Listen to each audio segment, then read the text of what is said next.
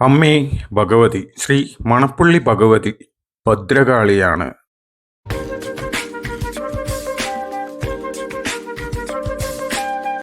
ദക്ഷയാഗകാലത്ത് ശിവന്റെ പവിത്രമായ ജഡത്തിൽ നിന്നും ജനിച്ചു എന്ന് വിശ്വസിക്കപ്പെടുന്നു. ശ്രീ മണപ്പുള്ളി ഭഗവതി ക്ഷേത്രത്തിന് വളരെ പുരാതനമായ ഒരു ചരിത്രമുണ്ട്. കേരളത്തിലെ പ്രശസ്തമായ ബ്രാഹ്മണ കുടുംബമായ ശ്രീ മട്ടപ്പള്ളി ഭദ്രകാളി മനിയുടെ വകയായിരുന്നു ഈ ക്ഷേത്രം എന്ന് വിശ്വസിക്കപ്പെടുന്നു.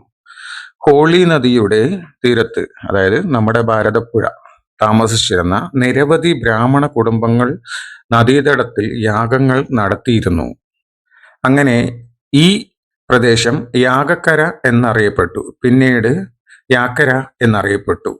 ക്ഷേത്രം സ്ഥിതി ചെയ്യുന്ന യാക്കരയുടെ കിഴക്കൻ ഭാഗം കിഴക്കൻ യാക്കര എന്നും മറുഭാഗം പടിഞ്ഞാറൻ യാക്കര എന്നും അറിയപ്പെടുന്നു. ഭഗവതിയുടെ മൂലസ്ഥാനം പടിഞ്ഞാറൻ യാക്കരയിലായിരുന്നുവെന്നും പിന്നീട് അത് കിഴക്കൻ യാക്കര ക്ഷേത്രത്തിന്റെ ഇന്നത്തെ ശ്രീകോവിലേക്ക് മാറ്റി എന്നും വിശ്വസിക്കപ്പെടുന്നു.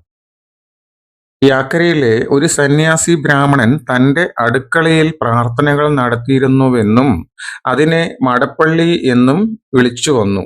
കാലക്രമേണ ഈ പ്രയോഗം അല്ലെങ്കിൽ ഈ പ്രദേശം മണപ്പുള്ളി എന്നറിയപ്പെടുന്നു എന്ന് കരുതുന്നു.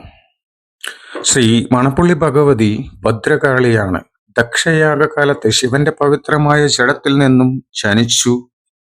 കറുത്ത നിറമുള്ള അവൾ 4 കൈകളുള്ള, ഓരോന്നിലും ശൂലം, കപാലം, ഗദ്ഗം, കേദം എന്നിവയുണ്ട്.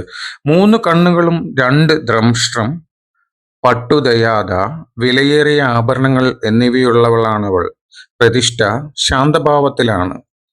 ചന്ദാത്തടം ചടങ്ങിൽ അവൾ രുദ്രഭാവത്തിലേക്ക് തിരിയുകയും കടുമധുര പായസം നിവേദിച്ച ശേഷം ശാന്തസ്വരൂപിണിയായി മാറുകയും ചെയ്യുന്നു. തന്റെ യഥാർത്ഥ ഭക്തരുടെ ആഗ്രഹങ്ങളും പ്രതീക്ഷകളും അഭിലാഷങ്ങളും നിറവേറ്റുകയും എല്ലാ തിന്മകളിൽ നിന്നും അവരെ സംരക്ഷിക്കുകയും ചെയ്യുമെന്ന് വിശ്വസിക്കപ്പെടുന്നു. ക്ഷേത്രത്തെക്കുറിച്ചുള്ള ഒരു ഐതിഹ്യം അനുസരിച്ച് നീലൻ എന്ന അസുരൻ തന്റെ ദുഷ്ടപ്രവർത്തികളാൽ ജനങ്ങളെ ശല്യപ്പെടുത്തുകയും അവർക്ക് ഒരു ഭീഷണിയായി മാറുകയും ചെയ്തിരുന്നു. ജനങ്ങൾ ഇതിനെക്കുറിച്ച് പരശുരാമനോട് പരാതിപ്പെട്ടു. അദ്ദേഹം ഭഗവാൻ പരമശിവനോട് ഒരു പരിഹാരം തേടി. പരമശിവൻ തന്റെ സ്ത്രീരൂപമായ ഭദ്രകാളിയിലേക്ക് അവതാരമെടുത്ത് നീലനെ കൊല്ലാൻ അകമലവാരത്തേക്ക് അയച്ചു.